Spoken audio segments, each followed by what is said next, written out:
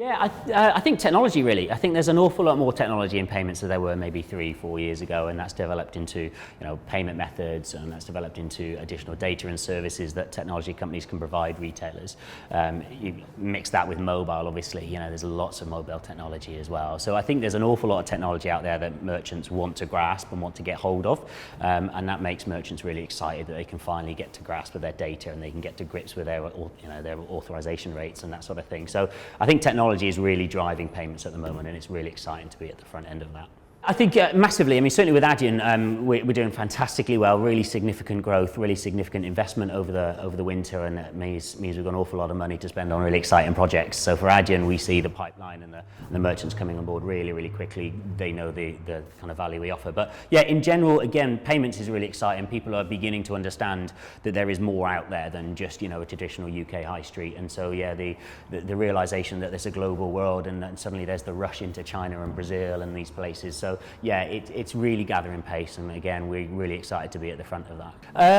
I think on the reverse of technology, it's the lack of technology. So sometimes you do come up against blockers and traditional architecture that you have to cope with. The solution is quite adaptable. The integration methods are quite simple, but obviously big retailers have built on years and years of architecture that you have to battle down. So I think that's one thing that we always have to be wary of, is that we sit on one side and go, it's easy, integration is easy, don't worry, but actually for big retailers it really isn't. It's a lot of pain and a lot of effort.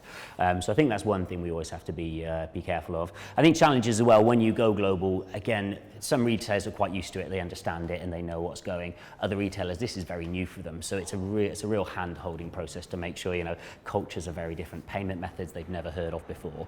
This sort of thing, it's a challenge for some retailers to get the grips around it and come to terms with what these different payment methods mean and offer. So just holding their hands as the guys through as they go global is always a challenge, but an exciting one, but nevertheless a challenge.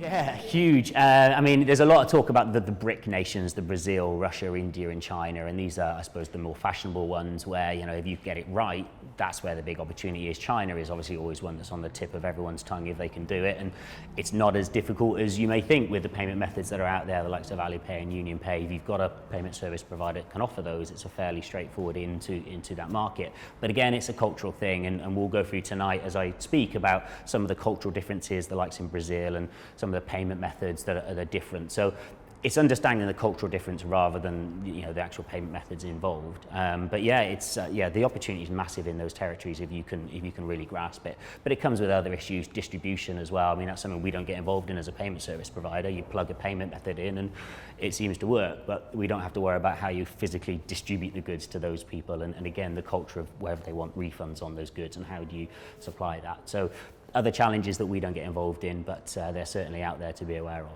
Apple Pay's on the tip of everyone's tongue right now, and when will that finally come to Europe? It's live in the US, and we're doing really well out of that in the US, but we're all waiting. We've got merchants banging my door for when it's live, and we'll be ready. So fingers crossed, depends on who you read, and it depends on who you talk to. Later summer, towards the end of the year, every deadline seems to be missed, but there will be one soon. So hopefully that will come, and we're really excited about that, really excited.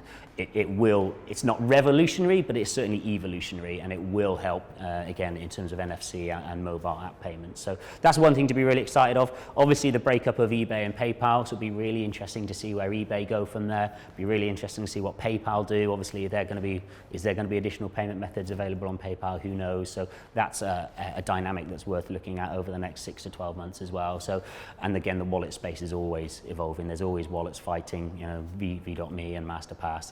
We'll see who wins out of that. We'll sit back and let them fight it out. But yeah, some interesting changes coming up, I think.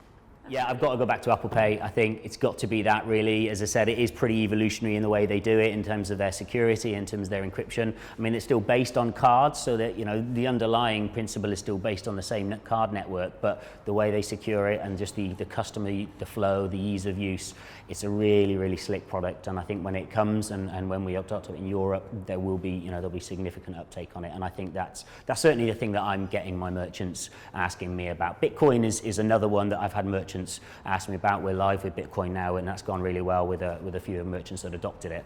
But I think Apple Pay is the thing that they're really banging our door down for now.